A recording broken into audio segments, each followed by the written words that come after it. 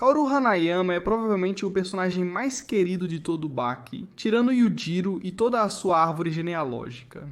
Claro.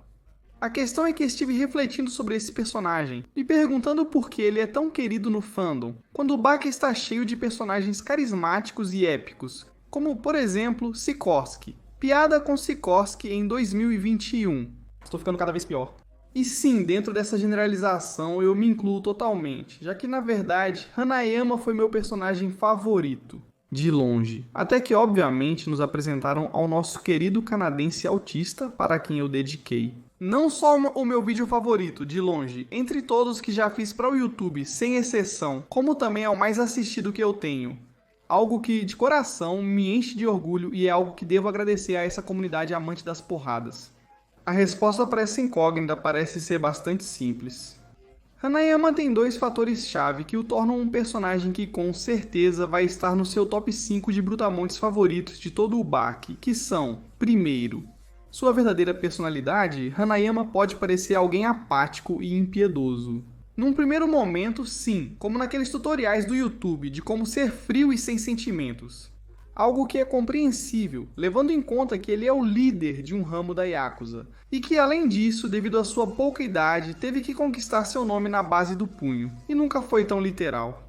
Mas o tempo nos mostrou que Hanayama não é apenas alguém bondoso com seus entes queridos, como sua mãe ou seu irmão de consideração, Baki, mas que nos Gaiden, que para quem não sabe, seriam equivalentes aos spin-offs que existem, por exemplo, no mundo dos videogames.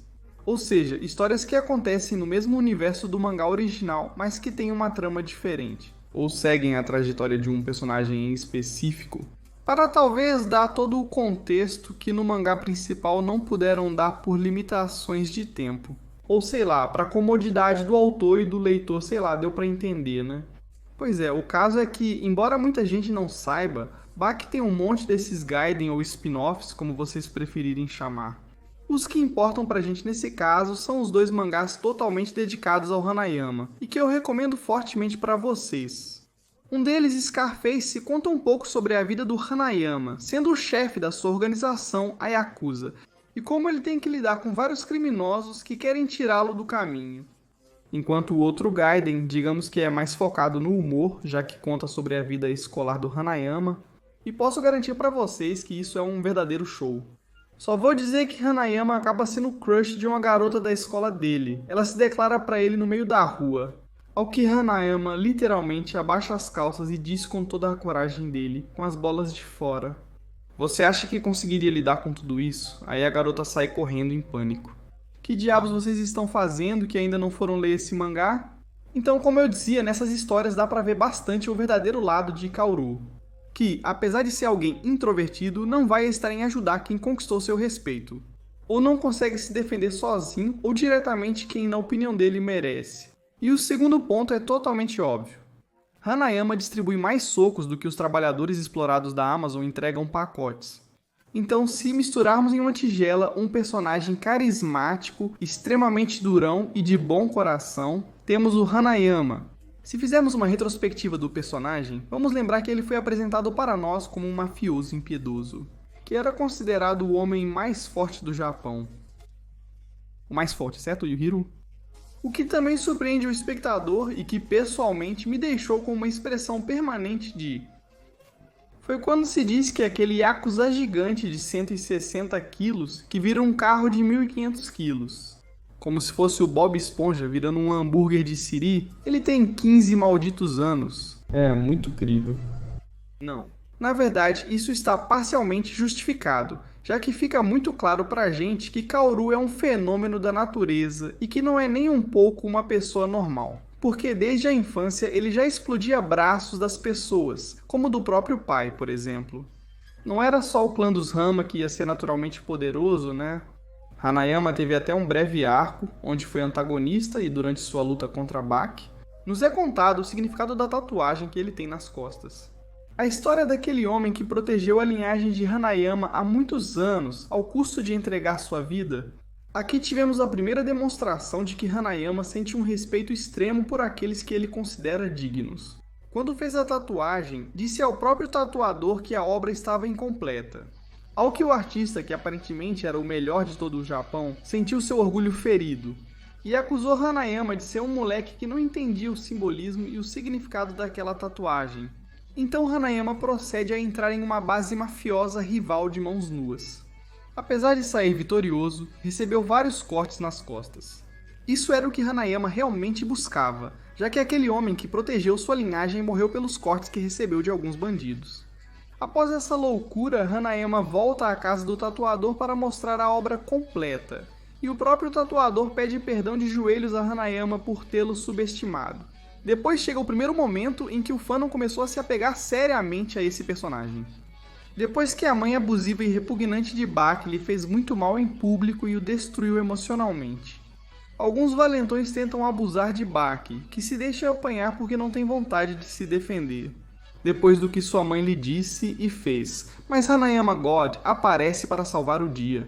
Facilmente se livra dos valentões de Pocahontas e se agacha para ficar na altura de Baki. Baki muda radicalmente de humor, porque tudo o que Baki precisava naquele momento era de alguém com quem conversar. Alguém que lhe desse conselhos, uma pessoa que soubesse do que estava falando e que lhe inspirasse confiança. O irmão mais velho, Hanayama, eles têm uma conversa sobre suas mães, onde Hanayama conta, entre outras coisas, que ele já não tem mais a mãe com ele. Após essa conversa, os dois passariam a ter uma relação praticamente de irmãos. Hanayama já era meu personagem favorito. Será que chegaríamos à saga do torneio da arena clandestina? Nessa saga, Hanayama teve dois momentos incríveis. O primeiro foi quando ele apoiou aquele aprendiz de mafioso que tentava ganhar a aprovação do próprio Hanayama. Graças à sua determinação, o garoto conquistou a admiração de Hanayama. E todos nós sabemos que conquistar a admiração desse homem significa que você vai estar muito bem protegido. Porque esse bandido ataca Andrianov Zargon, que era aquele russo gigante que lutou contra Jack nas quartas de final. O cara não tem chance nenhuma contra Andrianov, que estava abusando do seu poder. Por isso, Hanayama aparece instantaneamente desafiador atrás do russo dizendo: "Agora você tem a minha atenção." Bem, é verdade que Andrianov se livra dele e tudo mais, mas já sabemos como é o mangá de Baki. Quando um novo personagem é apresentado, costumam dar muito hype para ele no começo. E o segundo momento, obviamente, é o Katsumi contra Hanayama. Todos nós concordamos bastante que Hanayama deveria ter vencido essa luta, já que ele se mostrou muito superior ao Katsumi, que, apesar de superá-lo em técnica, não conseguia parar a força avassaladora de Hanayama. Eu acho que em alguns golpes que Hanayama acertou, Katsumi não deveria ter levantado, mas são opiniões pessoais. Depois, já na saga dos condenados, Hanayama enfrentou Spec, nos proporcionando o que, pra mim, é a melhor luta de toda essa saga, com o devido respeito ao Dorian. Mas não é só a luta em si, mas também o contexto. Spec é um personagem que é maneiro, é isso mesmo. É um grandalhão bastante intimidador e carismático, mas vocês não vão negar que ele precisava urgentemente de alguém pra dar uma surra nele. Poxa, que cara mais trapaceiro. Sim, eu sei que era uma luta de rua e tudo valia, mas tentar bater no Baki enquanto ele está beijando a namorada dele... Eu vejo isso vindo de alguém que não tem nenhum mínimo de honra e códigos. Por sorte, Hanayama Enike estava presente e, surpreendentemente, consegue tirar o Spec de cena de uma forma silenciosa e ao mesmo tempo violenta.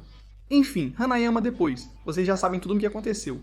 Eles tiveram aquela luta que catapultou Hanayama até os céus como um dos personagens mais casca-grossa e resistentes de todo o Baki. Poucas vezes se viu um cara aguentar tanto castigo quanto o que Hanayama recebeu durante essa luta. Literalmente. Spec fez ele mastigar dinamite, deu uns 10 tiros dentro da boca dele e perfurou seu cérebro enfiando o dedo na orelha. Uma técnica mortal para qualquer humano, mas não para Hanayama. A partir daqui, Hanayama já tinha feito tudo para ser um personagem incrível, sem necessidade de mais nada. Ele poderia ter ficado em seu bar privado bebendo whisky pelo resto da série e ninguém teria se incomodado. Talvez eu tivesse ficado chateado com ele por não me convidar para alguns shots de whisky. Mas Hanayama Pito de Toro não estava satisfeito, então ele entra em lutas com um homem primitivo que matava dinossauros. O próprio Piccolo reconhece que Hanayama tem a potência de um rinoceronte em disparada, deixando claro que nosso querido Yakuza não é nenhuma brincadeira.